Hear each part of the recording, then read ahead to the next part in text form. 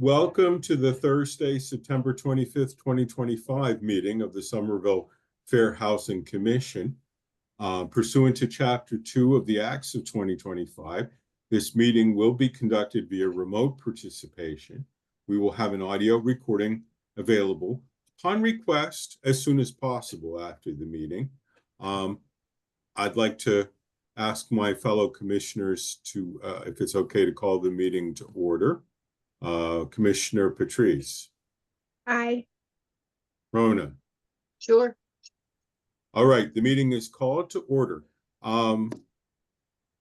Thank you to our able staff person, Shannon, for sending us the draft minutes of the last meeting. Do I hear a motion to approve those minutes? Yep, I'll move to approve as written. Do I hear a second? May I have a moment to review? Oh, you want to take a look at Okay, it? I will second the motion in the meantime, and once Patrice has a moment to review them, then we'll take a vote on them. Oh, and I was going to ask no, that's not in the minutes. Forget it.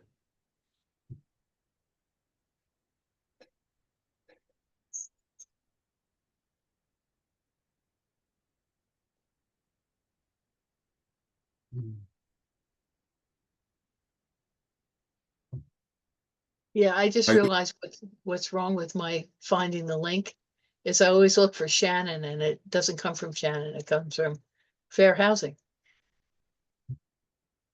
Mm-hmm. So I can do better. And while Patrice is reviewing the minutes, I just want to show off my East Somerville t-shirt. As you can see, they're playing off the West Side Story emblem. So this is an old t-shirt at this point, but yeah, celebrate with what you've got.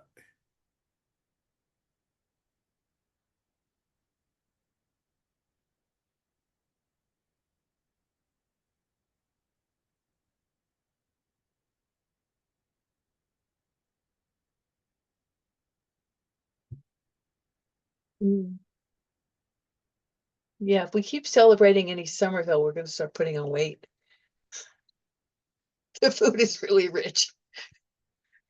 I mean, there's so many good food options. It's hard to say no. Well, yeah, the problem is it's hearty food because it's festival food. But yeah. I had lunch at Maya Soul and barely had dinner. I just resent the link to Janine, so hopefully she'll be on soon. Yeah, this is all being recorded. Everybody go eat at Maya Soul. Or any of a dozen of other good places in Somerville, yes. In the this week's edition of the Somerville Times newspaper, I think it was Councillor McLaughlin who put an ad in saying, let's eat on Wednesdays, let's eat in East Somerville, and here's the names of all the restaurants you can choose. Yeah, he's basically calling a town hall office hours at 4 o'clock every Wednesday to get people on the street.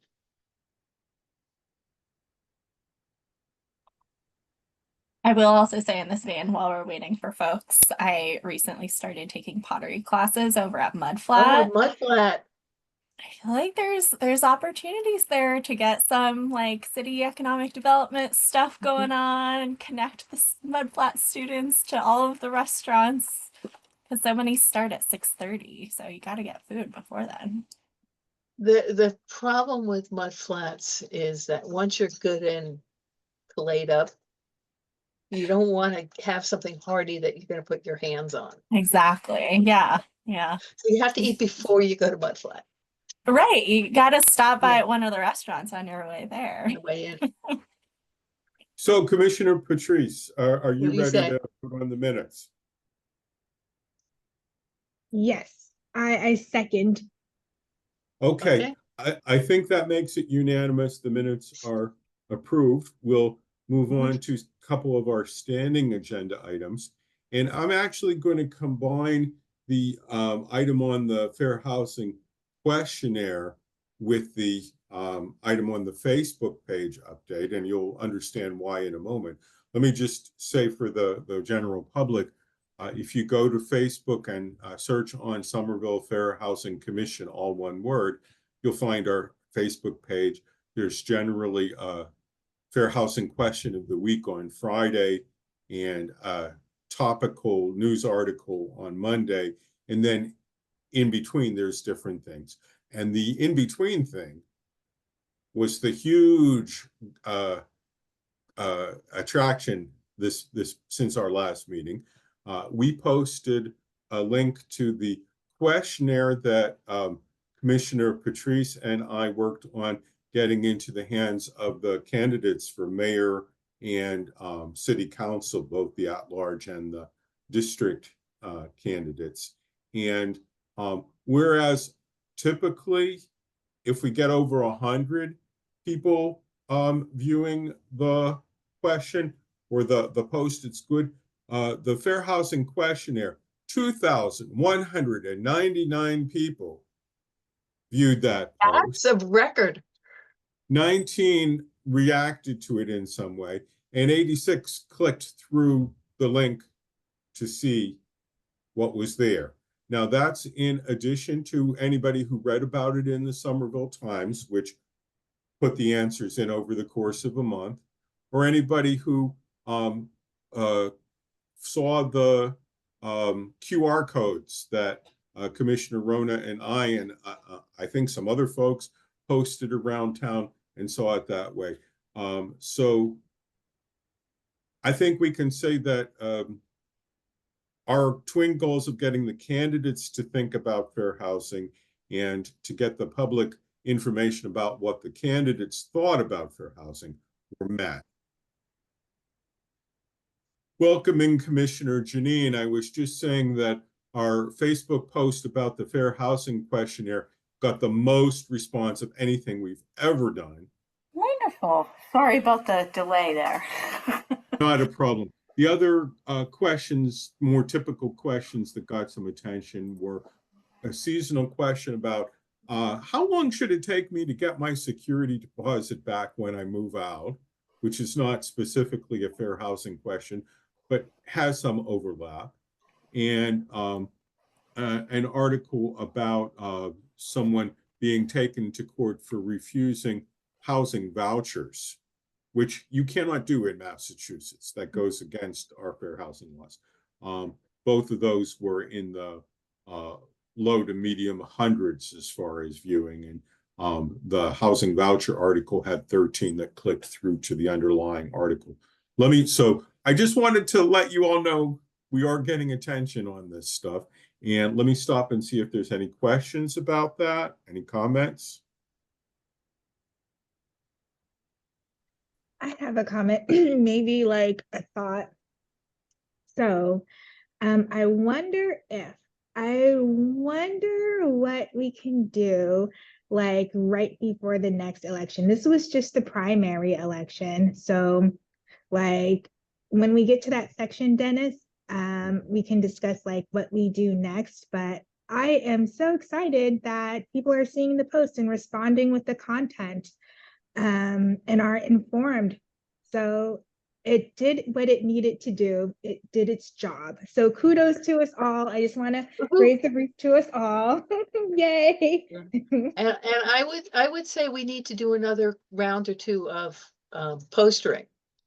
We made little posters that were like this big, so they're like 4 on a page, and just put up, what are the city council and mayoral candidates think about fair housing, and then you could just QR code it. So I think doing another round or two of that. And I don't know if Janine, you have a copy of the template for that, but If you don't, let us know, we'll send it to you. But it's just forfeit on one of these kinds of pages. I don't know that I do, but yeah, Okay. please do send it along and I will Okay. forward I'll it. put it on my to-do list. Awesome. And Commissioner Rona, if you would copy Commissioner Kay on that, just in case she's interested. Okay. in that. Poster template. And Commissioner Patrice and I will, there's a one or two kind of follow-up things that we need to discuss, but we will do that, offline. We want to have more of this meeting for our guest and counselor, Gloria from MAPC. But I'm just going to call on Shannon briefly to review calls and complaints since the last meeting and any follow-up on the ones that she told us about last month. Yeah, so we actually didn't get any new fair housing complaints in the last month.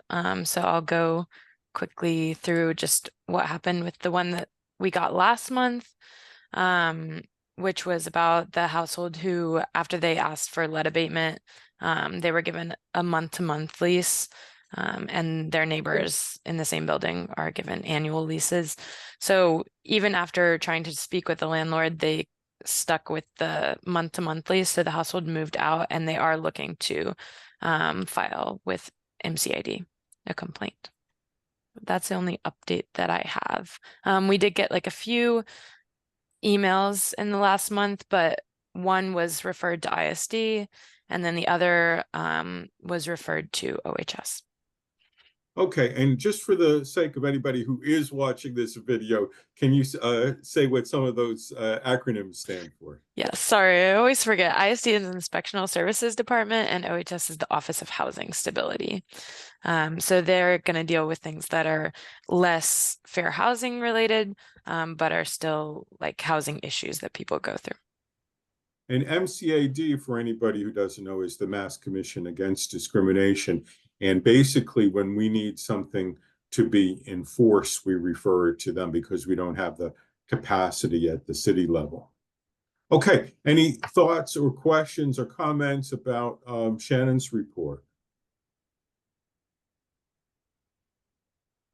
Well, thank you very much. Okay, so the central item on today's agenda is a report on the technical assistance we've been getting from MAPC about basically how the Fair Housing Commission can work better with other organizations in town. Our mission, as we all know, is primarily educational because we don't have any enforcement capabilities, and reaching people at the right time, in the right language, in ways that encourage them to do something about this and not just shrug their shoulders. That's really the big challenge. So that being said, I'd like to turn it over to Gloria Huangpu from MAPC. Thank you so much, Commissioner Fishman. Excited to be back with you all today. I know it's been a couple of months since I last joined one of your meetings, although appreciate everyone's participation in the engagement planning efforts in the interim. I'm going to go ahead and share my screen with some slides that I have for us to talk through together, but really the hope today is to spend some time giving you all an update on where we are in this endeavor to do all of what Dennis just talked us through. And in particular, give an update on the landscape analysis, which was that first phase of really deep relationship building that we dove into. I'll highlight a couple of the themes and sort of findings that have come out from those conversations that, again, many of you all participated in. And then really hoping to spend the majority of our time, or at least half of our time, diving into what the community engagement plan, based on what we heard from the landscape analysis conversations, is starting to shape up to look like, and chat with you all about sort of whether there are still gaps in our plan and how you all as the commissioners want to be involved in that.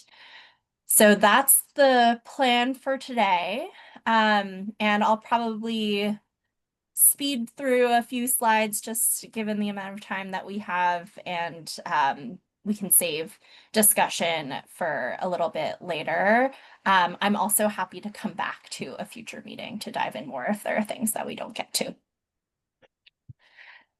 So project timeline overview. We're sort of at the beginning of the middle of the project is how I've been talking about it.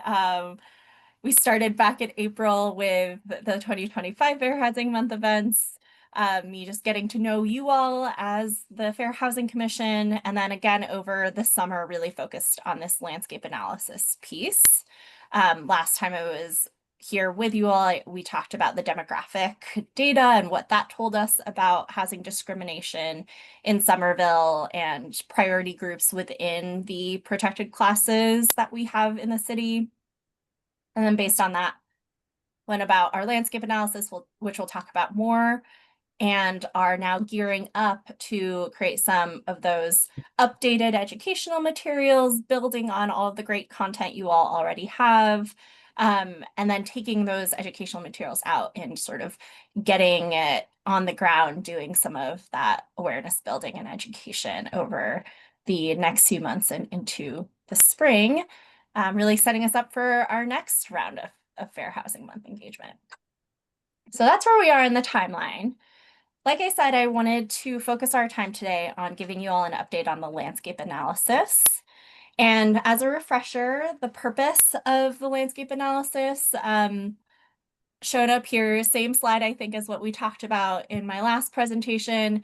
Really, it's to set us up well for the rest of the engagement process, recognizing that what it takes to do engagement well really starts with a deep understanding of the landscape, the communities that we're seeking to reach, and with building relationships with the trusted partners, the trusted service providers that are connected with those priority communities we want to be getting the word out to.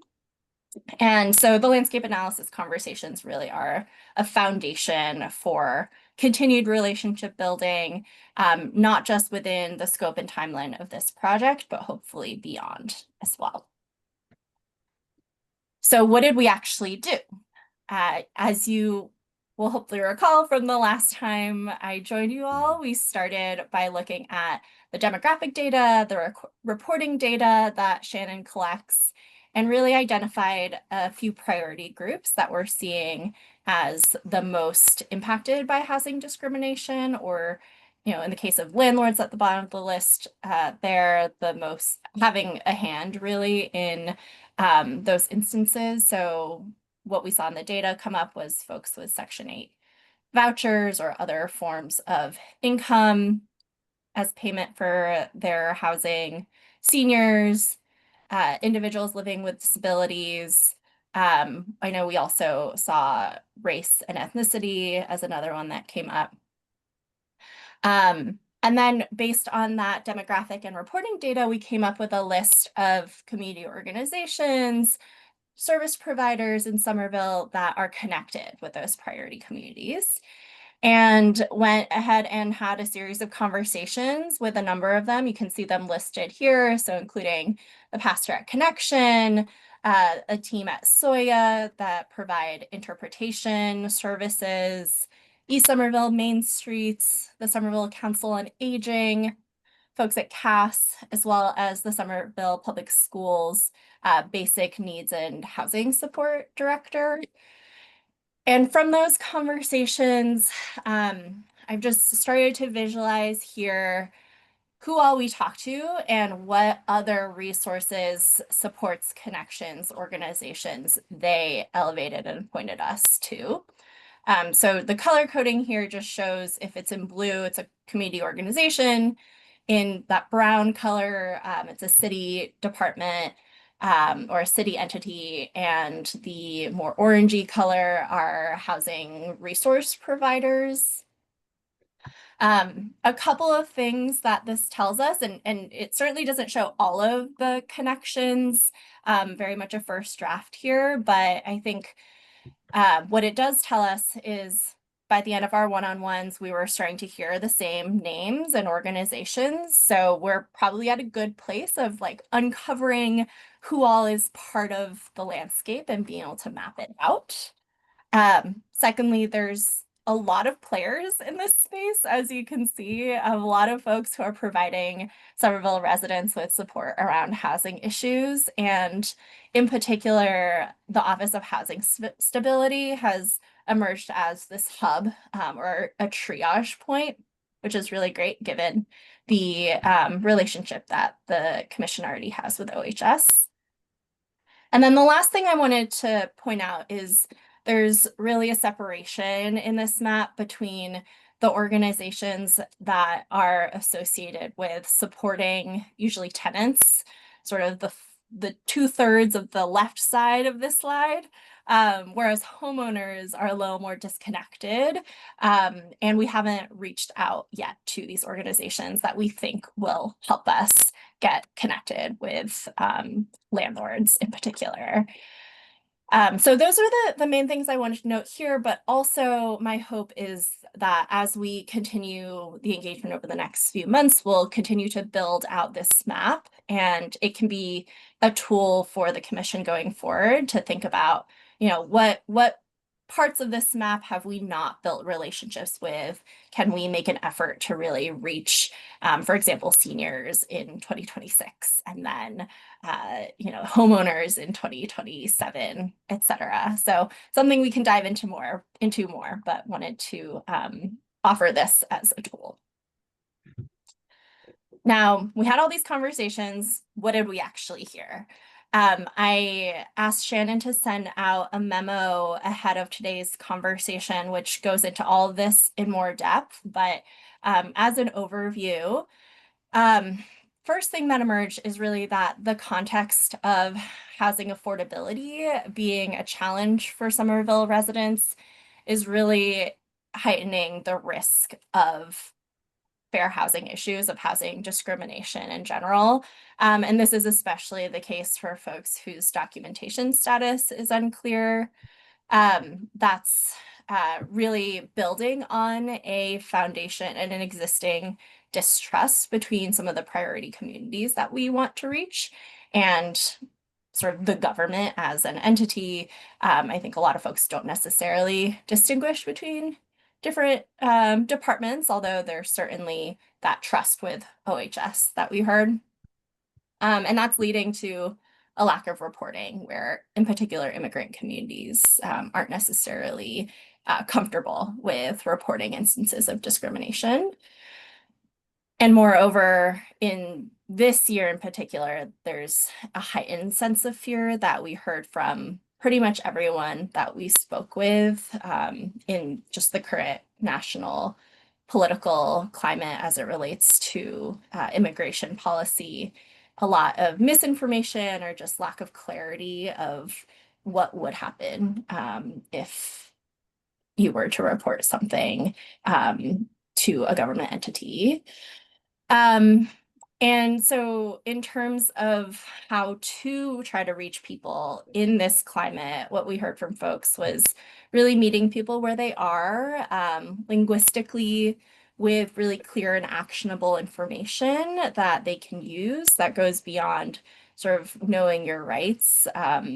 We've had some folks who sort of explained that many folks who are experiencing discrimination probably have a sense of what's happening, but don't necessarily know what the next steps are that are going to be effective, even if they are comfortable taking steps. And then last but not least, what really emerged is that landlords also have their own sort of dynamic of distrust with the city, not necessarily wanting to, quote unquote, be told what to do with their apartments or their units that they're leasing out. And really, there's a misunderstanding or a lack of understanding really from landlords of different funding programs that they might consider taking for rent. So I know you all have talked a lot about Section 8 as, you know, something that could be really great for landlords, but there's sort of a misperception of things like that. So as far as the implications of these findings for our engagement work going forward, a couple of things to note here. Really emphasizing this idea that we should be clear and actionable in the messaging that we're putting out, both in terms of helping landlords better understand and understand more clearly what their responsibilities are as far as fair housing, understanding what some of these funding mechanisms like Section 8, but also home base, for example, came up, what they mean for that, what it means for them as a landlord to take those funding sources as payment. And then, of course, also on the tenant side, being really clear about you know, what their rights really are. Secondly, again, meeting people where they are, both by going to places where folks are already gathering, really avoiding adding another opportunity for folks to have to sort of come out when there's already so much fear to showing up in spaces.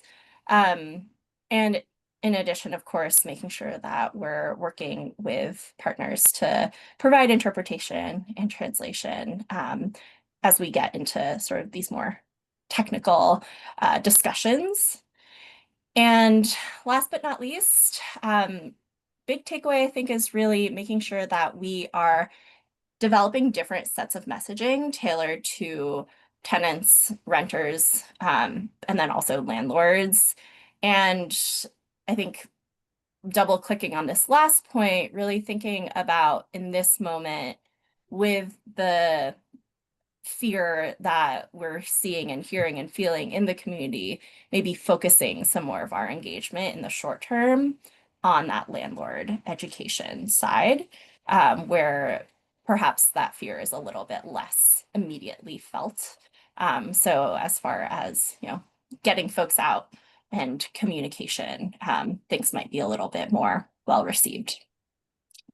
So as I mentioned, Shannon sent out a memo that provides everything that I just went through in the last few minutes in a little bit more of a narrative format and a little more depth. And so for today's presentation, I'm happy to answer any clarifying questions that are coming up, but really would appreciate any further questions, comments, etc., either directly commented in the memo or over email, so that, again, we can spend the rest of our time on the engagement plan part that flows from the landscape analysis. And as I mentioned, also happy to come back and discuss another time at a future meeting if that would be helpful. But all of that said, any questions, clarifying questions, comments that we want to raise here? Well, I put 2 emails in the chat that you can pull later. Great. Just in terms of the landlord corner. Yep. There's a newly forming Davis Square Neighborhood Council, and they actually created a Google group for the board, which was pretty smart of them. So you can get right to the people who will stick it on the agenda. And there are owners there, there are renters there, there are business owners there. There's a you know, people basically living and working right in that area. And the small landlord association, their link. So I just wanted to add those. But you know, we still have this sort of rub in that we need to be where people are, and we need to identify ourselves as not city. You know, we're a citizen group. We're not really a city group, except that the city supports us. And I'm not sure how to message that. Mm-hmm. Yeah. But I think that takes a little bit of the edge off of, you know, we don't go back to somebody who can actually report them to ISD. Yeah, that's a know. good point. Yeah, I think that's something we'll dive into in a minute in the next section. So definitely Yeah, want to so come back to that thought. that's a piece And of it, is Shannon is city. Yeah. Well, so when you call Shannon, it's in the record for the city. But when you talk to us at a table, we're just people who live here. Mhm. And for the benefit of other people who live here who may be watching, ISD stands for Inspectional Services Division. And, you know, they can be very useful. But also if let's say it's a landlord-tenant thing, if the tenant is concerned about the landlord retaliating or refusing to renew the lease, or like we heard earlier, converting a lease from a lease to month because of a complaint, then you know, going to them may not be you know, a less frightening option for them. Anyway, that was just a clarifying thing. Commissioners, Janine, Patrice, any thoughts, any questions for right now? None for me, for right now. So I'm interested to know what the next section is.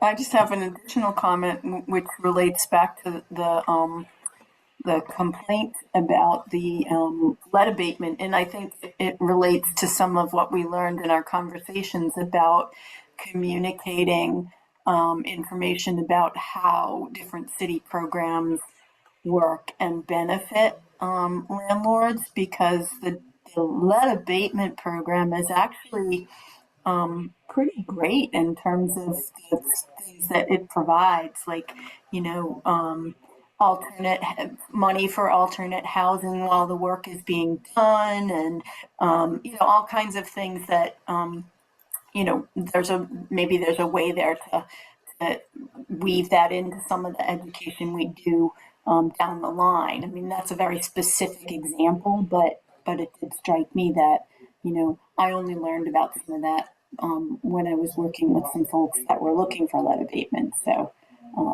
you know, just a thought. And I'd like to call on myself for a moment.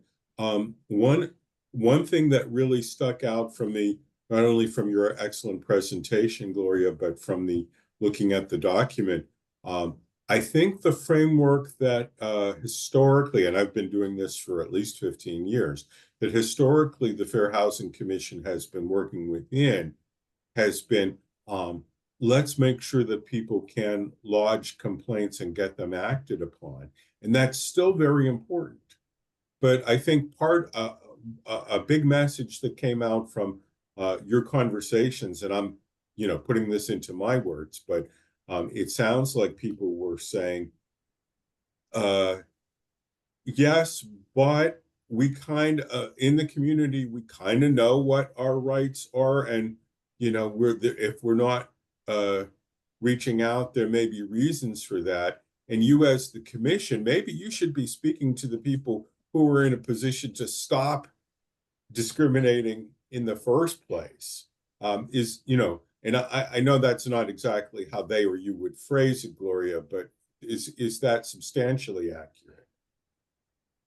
I would say so, and certainly other commissioners that join the conversations, and Shannon can chime in here, but I would agree that we had a couple explicit conversations with partners who said you're going to be better off, at least in the short term, engaging landlords who are, as you pointed out, in a way the root cause of these problems of the discrimination, and at the same time, you know, that's going to be likely a better use of our energy, resources, and time, given how challenging it has been lately to engage with folks who are in more vulnerable positions, like renters, given the current political climate.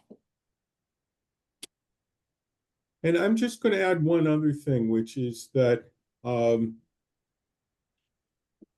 for us to build trust with other organizations that are in the landscape analysis, let alone the broader community, there needs to be a certain amount of continuity on the commission.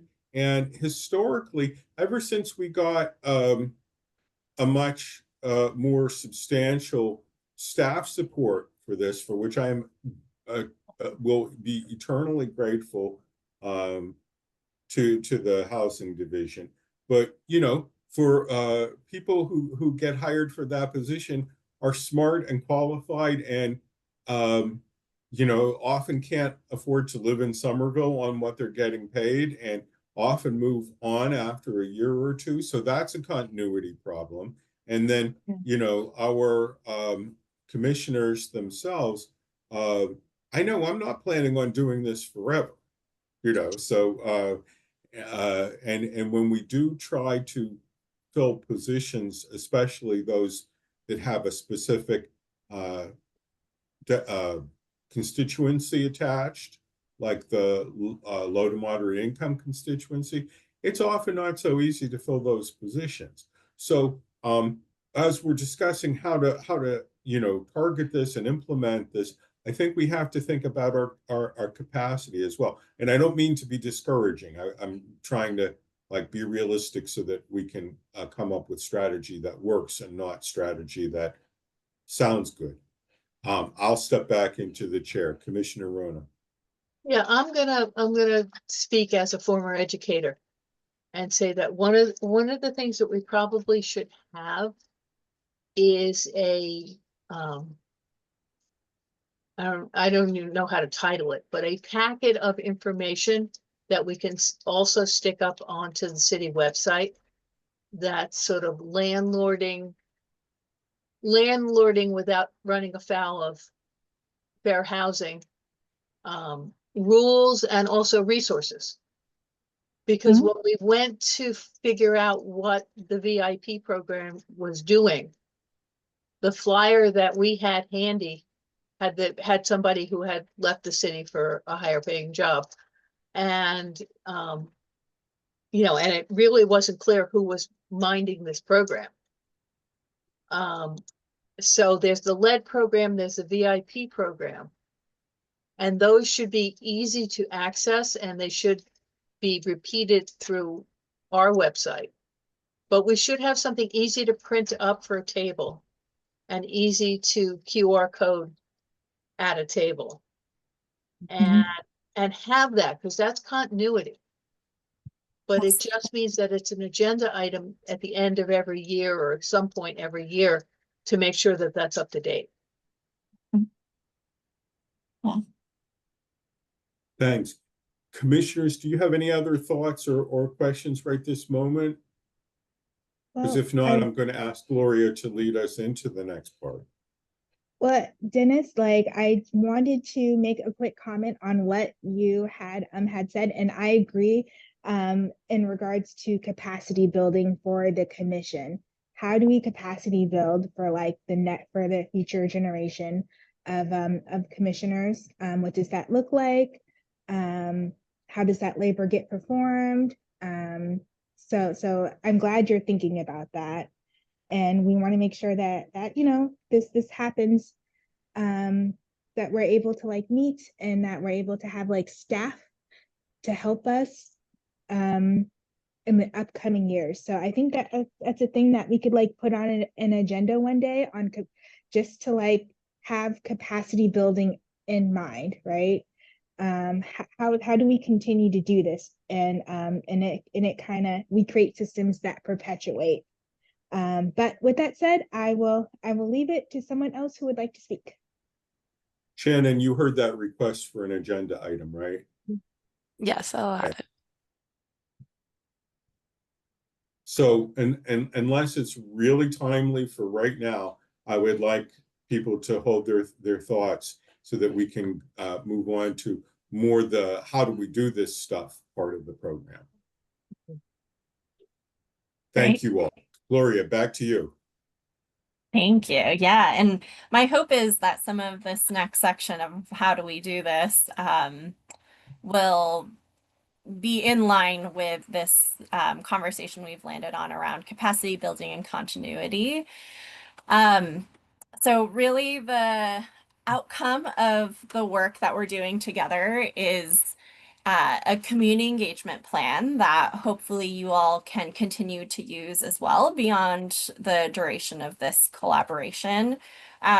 So I'm going to present sort of an outline of the community engagement plan that I've started to build, again, based on the landscape analysis, but separately, I've also been coordinating with Shannon about creating a tool that you all can use to sort of list what are the upcoming engagements that you're going to, what are the materials that you can use and reference and bring to those engagements, relationships, all of that. So before we get into all of that detail, I do want to just, at the high level, make sure we're all in agreement on what this is starting to shape up to look like.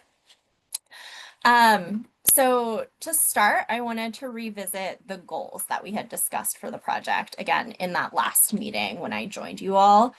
We talked about what, who, and how goals. So as far as what do we want to educate folks about, what do we want sort of content-wise the outcomes of this project to be, the two things that really came out from our previous conversations were improving awareness about the Fair Housing Commission as a resource for community members, and then that education more directly on housing rights to tenants and to landlords on how to make sure they stay in line with fair housing laws.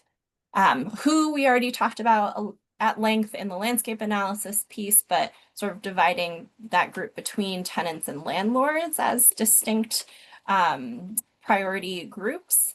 And then the how, again, spoke about that through the landscape analysis, but really highlighting the relationship building aspect, meeting people where they are, some of those takeaways from that last slide.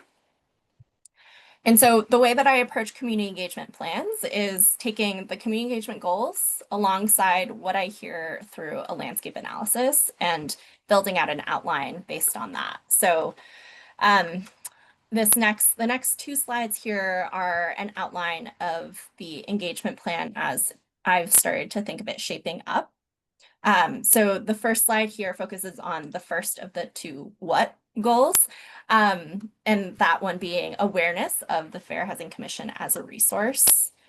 Thinking about it as split between building that awareness community-wide and then separately building that awareness among those specific priority groups that you all want to reach. Community-wide, we can think about things like the tabling that you all have already been doing as one of the methods to achieve that goal. Maybe some asynchronous engagement. One of the conversations that came up after as we were debriefing one of our one-on-one meetings was having some kind of display like at the library or another community space where folks can add their input on what makes Somerville home to you and have that be a way to get the word out about the Fair Housing Commission. Of course, the weekly Facebook posts are another method that you all are already using to do that, and we can continue to build on some methods in this section. And then separately for the priority groups, so for example, East Somerville residents, where we know there are a lot of our immigrant community members, seniors, folks living with disabilities, folks that speak languages other than English, other priority groups as well. We can think about a couple of other examples of methods to build that general awareness of the Fair Housing Commission. From the landscape analysis, a couple of things that came up were flyering with sort of that general, what are your fair housing rights type of information at the library, at the Council on Aging. And then another potential example is holding office hours at East Somerville restaurants, another really clear gathering space, especially for folks speaking Spanish and Portuguese primarily. That came up in our conversation with East Somerville Main Streets. And then on this next page, these engagement methods are focused a little bit more on that more targeted education piece. So educating folks on their rights on the tenant side and requirements on the landlord side. So for landlords and tenants both, you know, the materials that you all have already started to put together for the Fair Housing Month events, I think are really great, and we can sort of build on that. But with the education piece, there's opportunities to do some more directed presentations as well. The Council on Aging offered that they could be a good place to host a conversation with potentially with landlords in particular, letting them know a little bit more about some of these funding programs as we were just discussing. We've also talked about Somerville YIMBY as another space, and I know Commissioner Rona had dropped a couple of emails in the chat for other groups that we could reach out to more directly educate and engage with landlords. And then on the protected classes and priority groups end, again, the Fair Housing Month events, we can delve a little bit more into that, but also came up with a lot of opportunities through the landscape analysis for more direct presentations to, for example, the folks that CAS organizes at their movement meetings every other month, the Somerville Nonprofit Collaborative as a place to amplify the education and messaging. Padres Latinos is another group that came up. And last but not least, really thinking about doing trainings with folks that could potentially amplify the message further than this commission. So for example, Shannon already does a training with SCC each year, but we also heard from the landscape analysis conversations that there's a cohort of social workers at the city who deal with folks on a daily basis on issues related to housing discrimination oftentimes. And that could be another group that we could start to think about formulating some kind of training with. Now, this is a lot of ideas, and one of the discussion questions I have in the end is, what do folks actually feel like there is capacity for? So keep that in mind. But one last piece of the puzzle before we get to that, of course, is making sure that you all have those materials to go out and do all of these engagements. So really one of the main next steps for me is to take a closer look through the materials that you all already have developed. I know there's, identify the fair housing violation activities that you all bring to tabling. Of course, there's the election questionnaire and all of the materials that go on Facebook and your website content from the April Fair Housing Month events.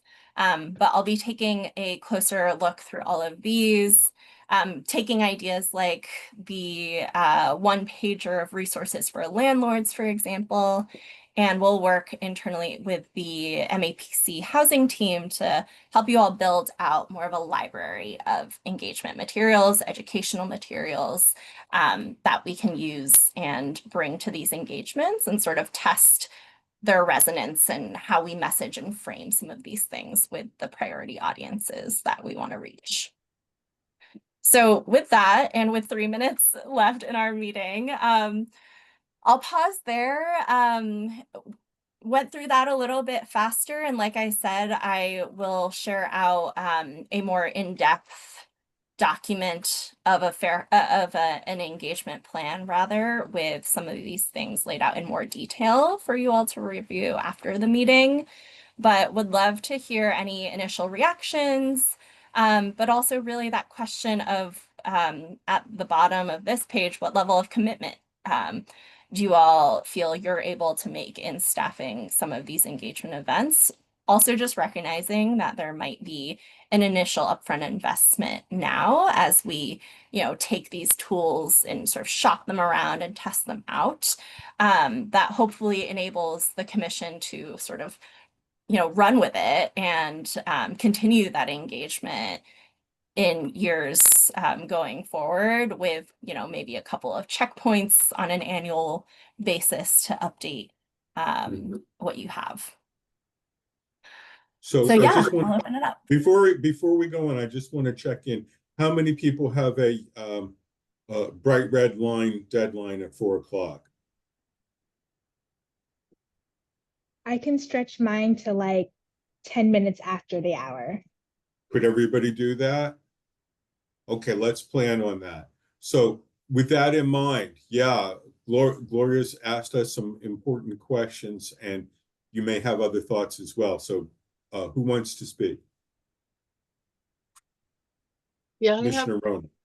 I have one concern about office hours kinds of events, is that one of the things that the commission is lacking is language capacity. And I think that that is a big plus for whoever replaces the first commissioner that isn't here anymore. Is that we need somebody who's bilingual in either Portuguese or Spanish, those being the most used second languages in our city. So that's one concern, and I don't know if what happened in the conversations with Soya, but it would be good for us for me to be able to see those notes, because that they may be able to solve that problem for us. Yeah, they did offer in the conversation that they are tasked with and happy to help commissions in addition to other city departments. So definitely a resource that we would want to draw on if we did something like that in a area that we're anticipating Spanish or Portuguese speakers to come. And I think it's very cool that there's a social workers network that we can tap into. That one and the nonprofit network, which does exist, like the grant makers group, are two things that could really increase our impact.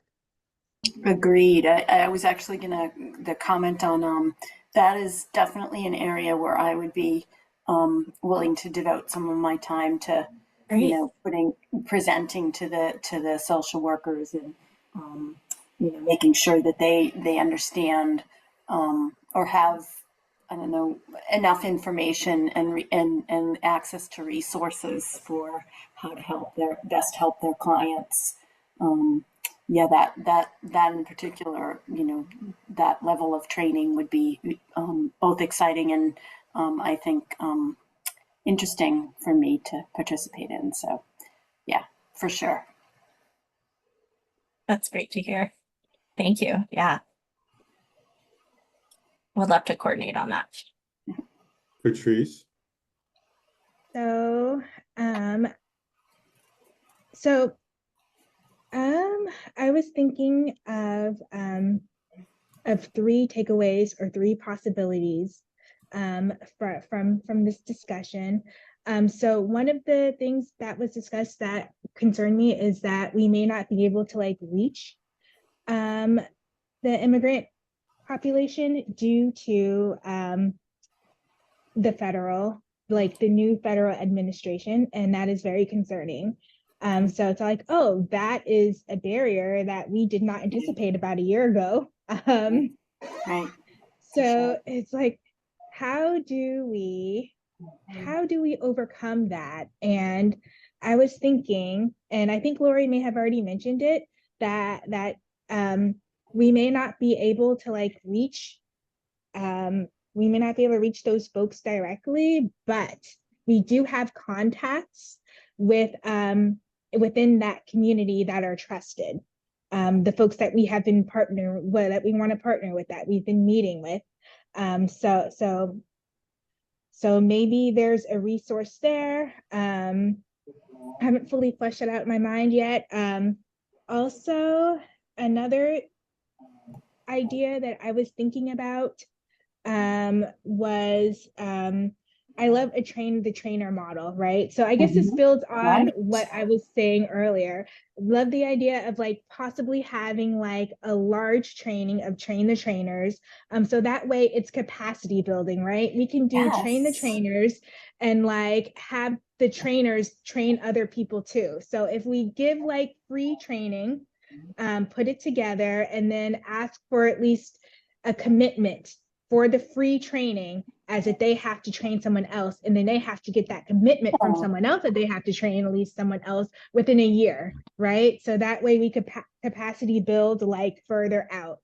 And we could, I'm not sure how we measure it. Like, I'm not sure how often we would offer a train the trainer training, but I think if we offer it like once every 2 years, it could be a thing. Yeah, each one teach one. Thank you, Dennis. I see that in the chat. I think that could be a way to go. I'm not sure how it happens, how it comes together, what the material should be, the format, the facilitators, like the section, how long it should be. Should it be online, in person? These are details I do not know about. It's a great idea.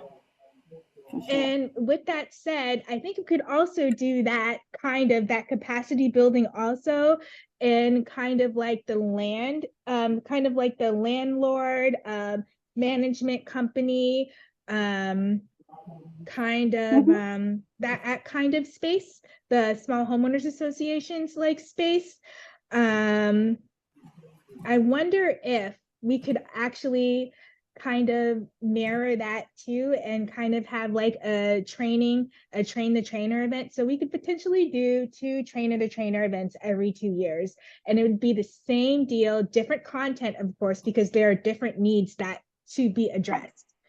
And also, thirdly and lastly, maybe we'll see. Let me look at the time. Okay, I have a minute to get this out of my mouth. Okay, so I was thinking about, I wonder if there is some type of tool out there already, in regards to like those organizations that we want to work with, especially those of communities that are being discriminated against, to be able to like click on a thing. So I love a good Airtable. I wonder if there is an Airtable tool that everybody can use who is the head of like these organizations, our partners that we want to partner with, can like kind of keep track of like complaints that they receive. They may not want to like let us, like those who are being discriminated against may not like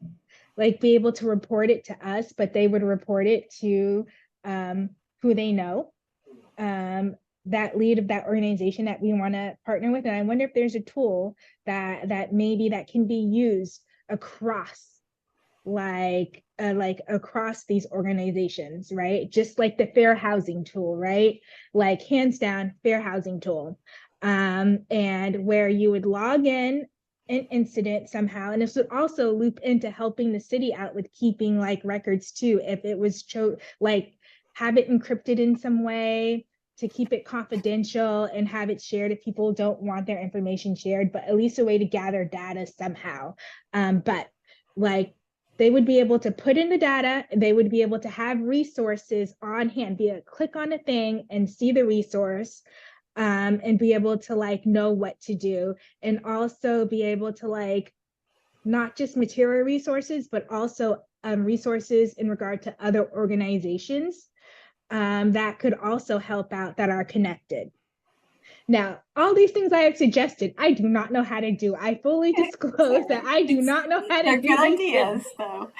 They're good ideas, Yeah. but I'm not sure about the implementation and what it looks like. But I think these are 3 tools that we could use to like be capacity building tools, Sure. that will serve all of the community.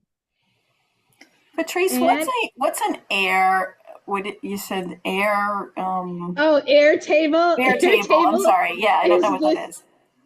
It is this handy like Excel sheet that everybody can add into, that that can like link to all types of things. It is like an upgraded Access. If you remember Access, it's like a totally upgraded Access. It's like Access and SharePoint combined. Okay, got it. And Google Sheet combined. It's like all of it together. I was thinking it was something along the Google Docs-ish thing, but I wasn't quite sure. So I just wanted to be sure I was on the right page. Yeah. But it could be like a website that's encrypted that can be accessed for these organizations, because I want to make sure that people feel safe using this tool, and that it's a way to bring everyone together. So also it's a way also to communicate trainings, and everyone keep in the loop about like what's happening. So we do our best to take care of each other. And I'm done talking.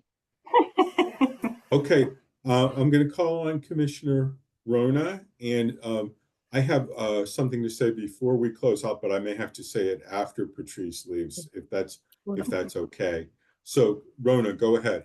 Yeah, I'll talk fast. I just have a question for either Janine or Shannon to ask somebody who might know the answer. Which is, can we stick something in the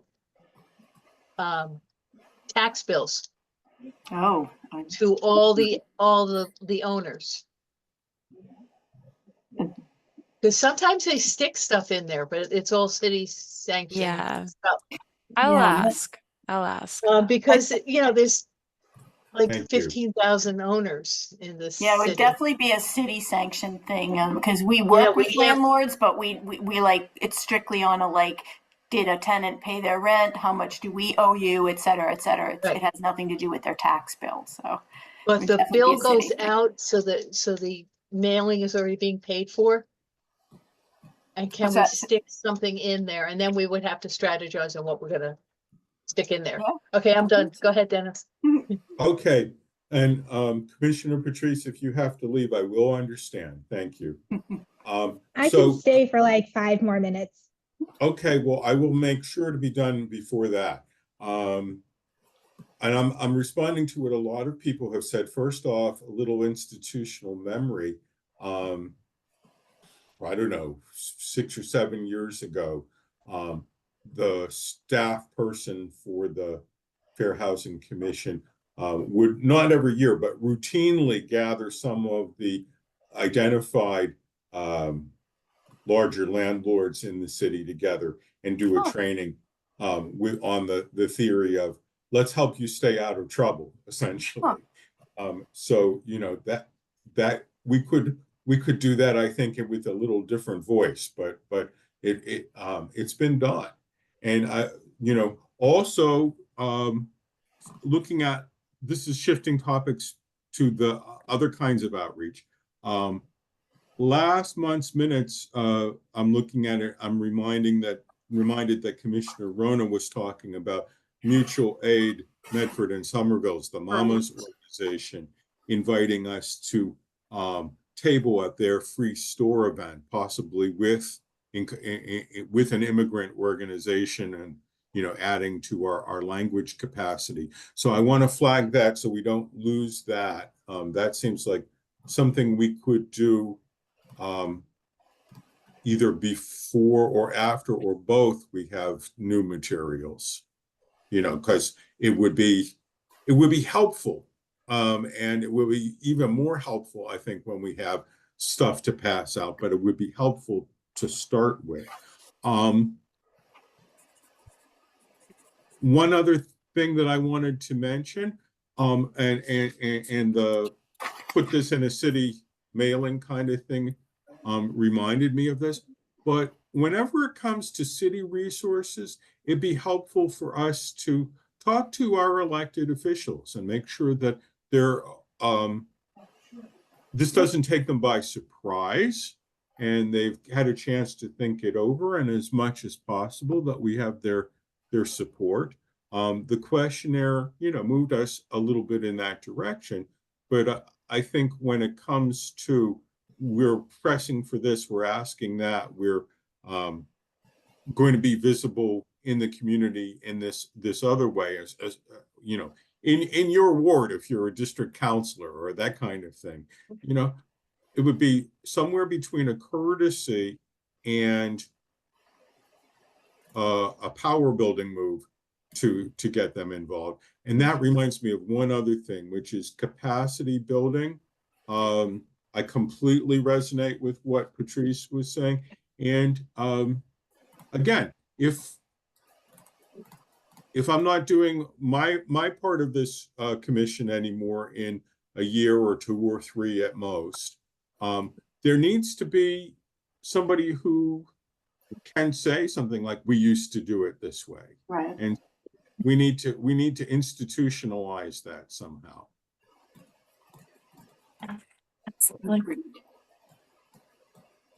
Yeah, So- and my hope is with the tool or the community engagement plan that will put together that some of that institutional knowledge can be documented in that tool that can be continually updated with the additional engagement events that you all continue to do.